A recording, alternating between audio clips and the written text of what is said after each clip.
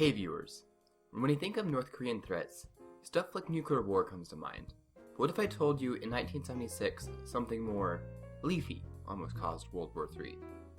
On the morning of August 8, 1976, a group of 15 U.N.C. soldiers set out on the Joint Security Area on the Korean Demilitarized Zone with one relatively simple task: cut down an 80-foot poplar tree that was obstructing the view of a vital security checkpoint.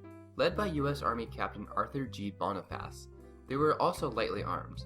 After 15 minutes passed, the group was approached by a North Korean officer, Lieutenant Pak Chol, who told them to stop because, and I quote, because Kim Il-sung personally planted it and nourished it with it growing under his supervision. Boniface ignored the warning. Pak then returned later with 20 soldiers all carrying pipes and bats, and warns Boniface again.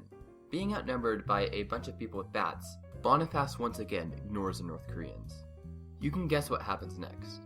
Boniface was killed and another guy died later from head trauma. Not to mention 8 were badly injured.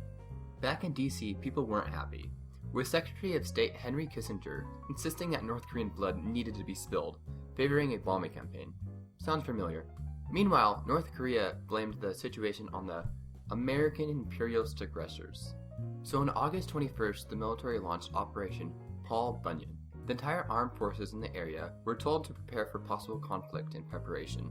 The operation itself was conducted by 110 troops, with several helicopters and nuclear-armed B-52 bombers swarming above.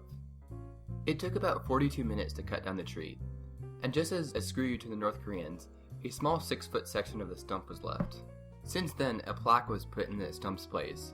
Also, North Korea still maintains it's America's fault.